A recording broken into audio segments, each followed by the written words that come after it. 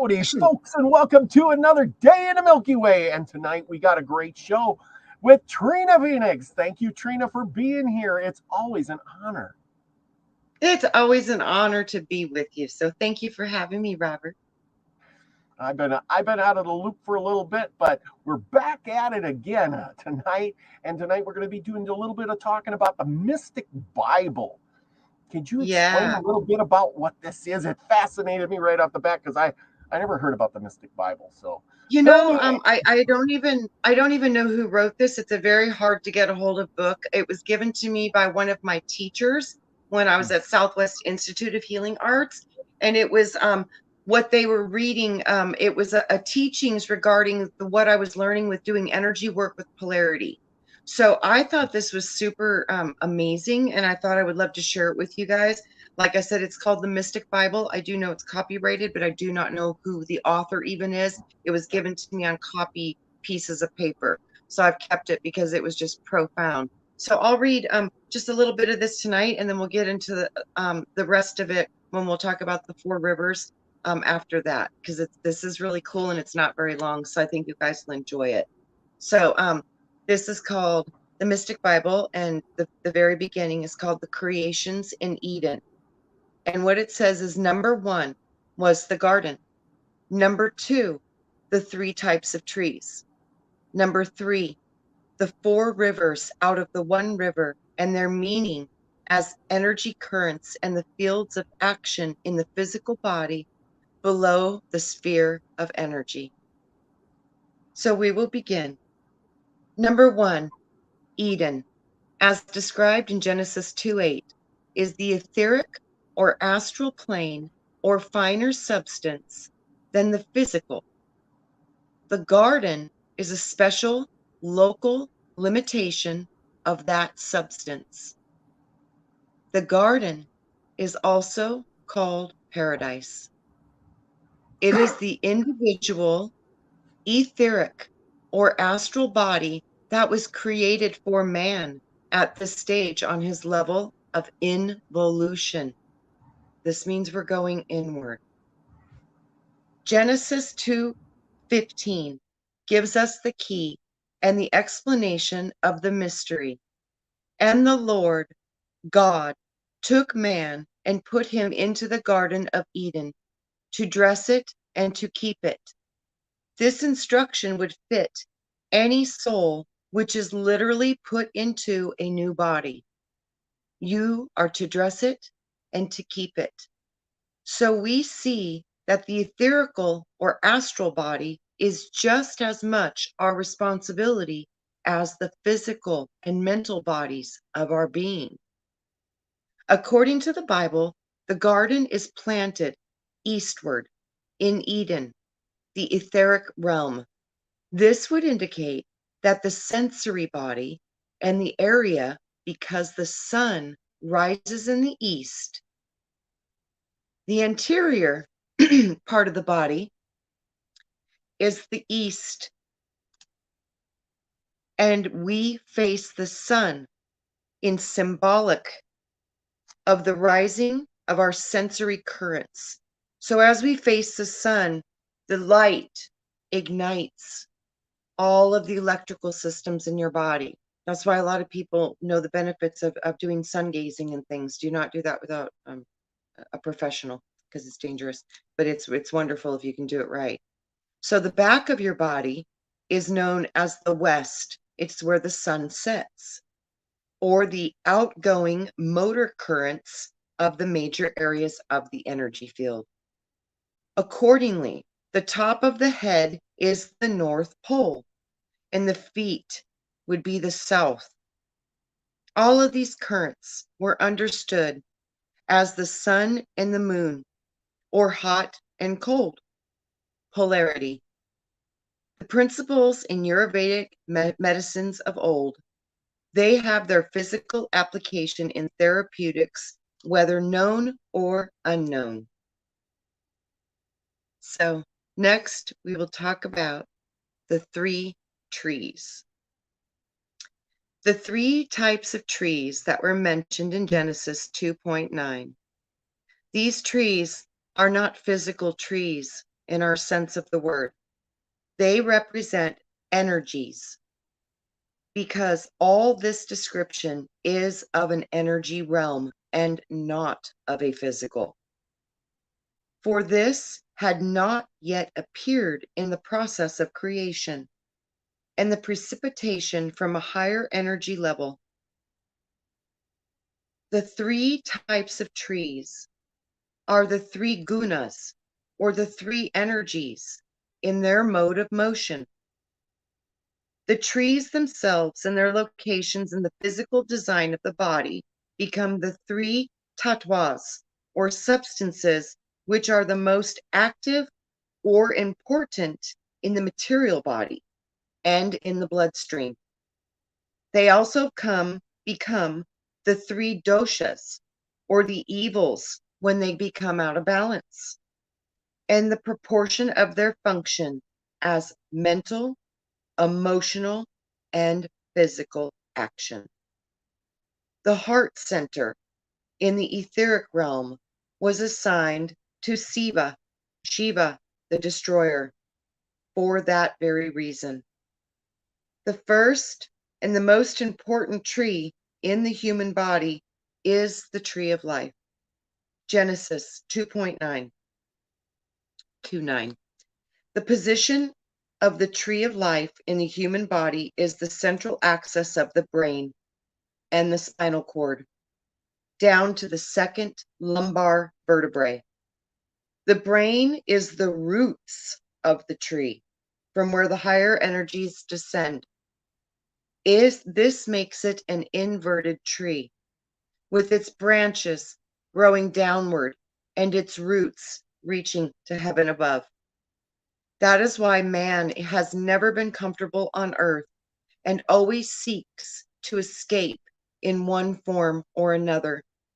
If man were to seek a solution to his problem by the light of his God-given intelligence, then the answer would be found, because it is engraved in his very being, in definite patterns and characters of geometric design, symbols, and all these beautiful things that you have worked very hard to learn and earn. Like on the tablets of Moses upon Mount Sinai. The tree of life is the airy element in the finer tattvas over which the mind energy travels and gives the intelligent directions for coordination, sensation, and motion in the body. It is known also through the Kabbalah as the letter Aleph in the Hebrew alphabet, and its position in the human body is the cerebral spinal axis down to the end of the spinal cord to the second lumbar vertebrae. The next tree is the tree of knowledge of good and evil, and it is the generative impulse. Up to this time, there was no such thing as good and evil, for all was heavenly bliss. Therefore, the need for knowledge of good and evil did not exist. It is the mother, the letter Mem, in the Hebrew alphabet that embraces the waters and all watery secretive action. In all accounts of creation, it is stated that the earth rose out of the waters like a lotus flower, and it floated in the amniotic fluid just like it does in the womb of the cosmic mother. It began to grow just like we do into a fetus, and then it is born. So out of the human mother, Brahma, the creator of that realm, was given these attributes and functions in the cosmos. In Greek cosmology, the name of the one entrusted with the function was Jupiter. The attributes and functions are identical, but each language has a different name for them. So it is in all sacred writings. The places and the functions are the same, only the names are different according to the language which was used at the time. Energies and regions exist, whether they are described or not by any country or language. The tree of knowledge of good and evil, as referred to in Genesis 2:15, 16, and 17, is the center of the desire body in man, which has the power of further involution into matter by attracting and craving just that. Its physiological position in the human body is below the tree of life, where the spinal cord ends at the second lumbar vertebra. These parts of the spinal nerves are called the conda equina, I think I said that right, or horse's tail. It's also known as the coccyx bone. Because of the branched out appearance, this is the motor area of the generative impulses, the sensory area in the front, and the external generative center in both male and female. It looks like a little pine cone at the base of your spine, actually. Without the bonds of the desire impulse, the world would not be a field of reproduction. It is the same in the natural and vegetable kingdoms. It's all about generation and sex, intercourse. This is how this world is created, through the waters. So, who can either, okay. Okay. Man is the only living creature who can either further degenerate and scatter himself into matter, or properly control and use these same energies to return to the Father's house of eternal bliss, by directing them upward and inward to the brain from whence they came. By doing the former only, he is but an animal in human form. But if he makes the power use of his human body, then he becomes godlike. The central core must eventually have the same expression of fulfillment as the shell or the circumference. The next tree is the tree for food.